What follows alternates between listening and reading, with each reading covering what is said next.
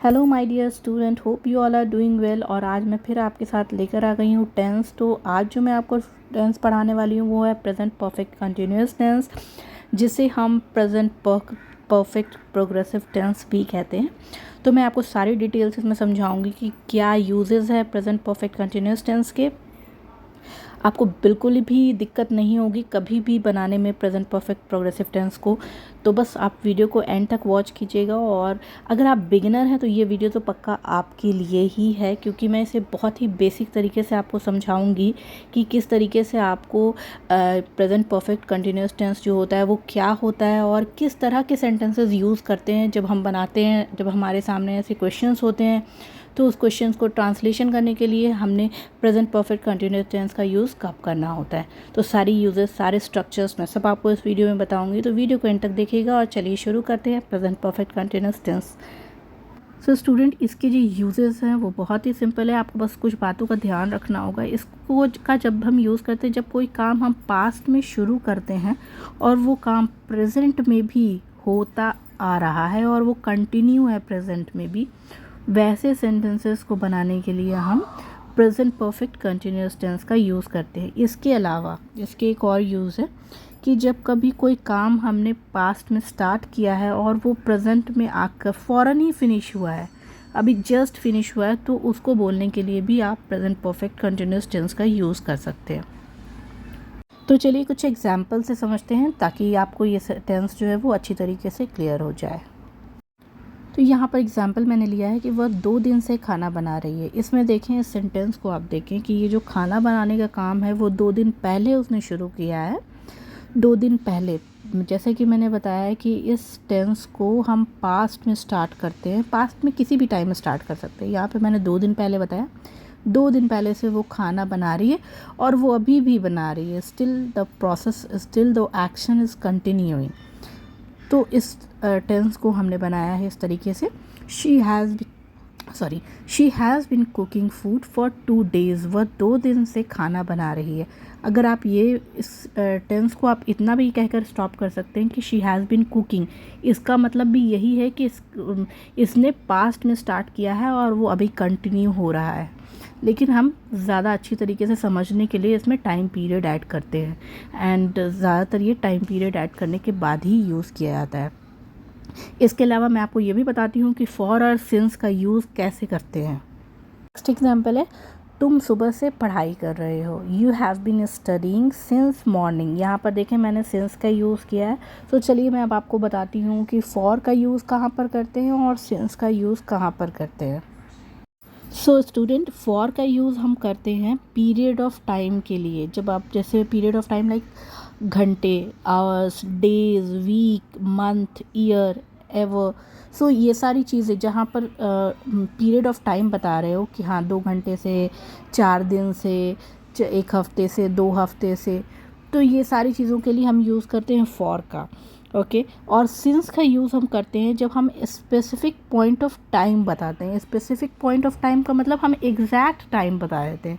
जैसे कि हमें बोलना है कि 11 बजे से, ओके वह 11 बजे से पढ़ रहा है, तो he has been studying since 11 o'clock। उसी तरीके से अगर हम डेज ऑफ वीक बताएंगे, जैसे संडे मंडे हमें बोलना है, तो वहाँ पर हम सिंस का यूज़ करेंगे।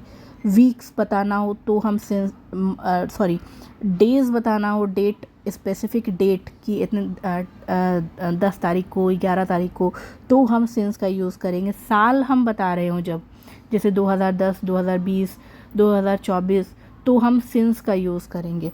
सो होप आपको ये क्लियर हो गया होगा कि फॉर और सिंस का यूज़ कब करते हैं। यहाँ पर आपको दूसरा जो मैंने आपको बताया था कि दूसरे कौन सा यूजेस है इसका, तो जो सेकंड यूजेस है कि इसको हम अभी करंट जो काम हमने फ़िनिश किया है, करंट एक्शन हमने जो फ़िनिश किया उसके लिए भी यूज़ करते हैं। फॉर एग्जांपल मैं आपको एक एग्जांपल समझाती हूँ कि कोई अगर आपसे पूछ रहा हो कि why your cloth so wet, तुम्हारा कपड़ा गीला, इतना गीला क्यों है, तो आप उसको जो रिप्लाई करोगे वो आप प्रेजेंट परफेक्ट कंटिन्यूअस टेंस में करोगे। आप बोलोगे I have been watering the plant, मैं पौधे को पानी दे रहा हूँ इसलिए मैं गीला हूँ।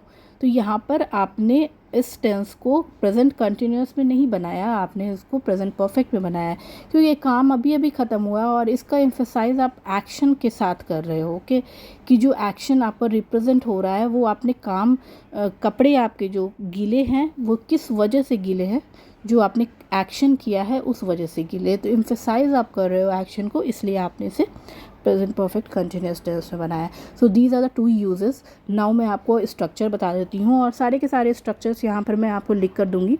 आप उसके अकॉर्डिंग 5-5 सेंटेंसेस रोज़ बनाना, आपका ये टेंस जो है वो बिल्कुल क्लियर हो जाएगा।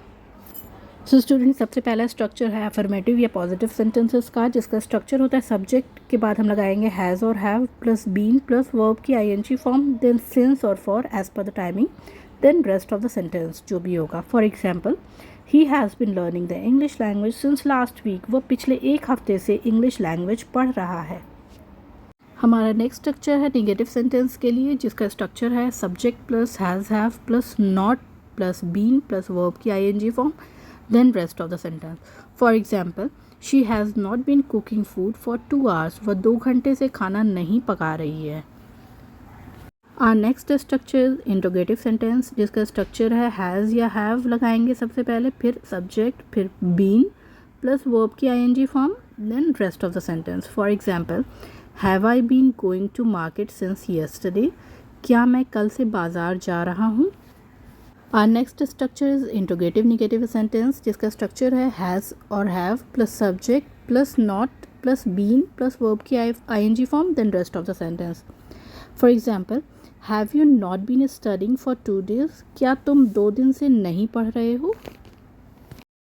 फ्रेंड्स, कुछ ऐसे वर्ब्स होते हैं जिसे हम प्रेजेंट परफेक्ट कंटिन्यूस टेंस में नहीं बना सकते हैं, स्पेशली वैसे वर्ब जो कि कंडीशन और स्टेट डिस्क्राइब करते हैं। जैसे मैं आपको एक एग्जांपल देती हूँ कि मैं उसे काफ़ी लंबे समय से जानता हूँ। इसको आप ऐसे, यहाँ पर जो किसी को जानने का काम पास्ट से चल रहा है और फ्यूचर में भी आप उसे, मतलब अभी भी वो आप उसे जान रहे हैं, तो ये प्रेजेंट परफेक्ट कंटिन्यूस टेंस आपको लगेगा, लेकिन ये प्रेजेंट परफेक्ट कंटिन्यूस टेंस में नहीं बनेगा। आप इसे ऐसे नहीं बोल सकते हैं कि I have been knowing him for a long time. No, this is a wrong sentence. इसे आप प्रेजेंट परफेक्ट टेंस में बनाएंगे, I have known him for a long time. इसी तरीके से वो पिछले हफ्ते से बीमार है, मतलब वो पिछले हफ्ते से वो बीमार है और अभी भी वो बीमार है, तो ये सेंटेंस प्रेजेंट परफेक्ट कंटिन्यूस का है, लेकिन ये बनेगा नहीं, क्योंकि यहाँ पर स्टेट बता रहा है, यहाँ पर कंडीशन बता रहा है, वर्ब की जो कंडीशन है, और कंडीशन और स्टेट जो होता है वर्ब की, वो कभी भी कंटिन्यूस फॉर्म में हम नहीं बना सकते हैं। तो इन सारी चीज़ों को बनाने के लिए प्रेजेंट परफेक्ट टेंस का हम यूज़ करेंगे, ना कि प्रेजेंट परफेक्ट कंटिन्यूस टेंस का। थैंक यू दोस्तों। अगर आपको ये वीडियो अच्छी लगी हो और अगर आपको ये टेंस क्लियर हो गया हो तो प्लीज़ मुझे कमेंट बॉक्स में ज़रूर कमेंट कीजिएगा। और अगर कोई भी क्यूरीज हो, कहीं पर भी आपको लगता हो कि नहीं समझ आया है, प्लीज़ मुझे आप कभी भी मैसेज कर सकते हैं। सो वीडियो पसंद आई हो तो लाइक ज़रूर कर दीजिएगा और प्लीज़ वीडियो को जितना हो सके उतना शेयर कीजिएगा। वीडियो से रिलेटेड क्वेश्चन आप खुद से बनाइए और आप खुद समझेंगे कि हाँ, बहुत ही आसानी से आपको ये सेंटेंस, ये टेंस समझ में आ चुका है। तो चलिए दोस्तों, मैं आपसे फिर मिलूँगी एक न्यू टेंस के साथ, और अगर वीडियो पसंद आती है तो ज़रूर लाइक करना। Okay, thank you for watching, bye bye, take care.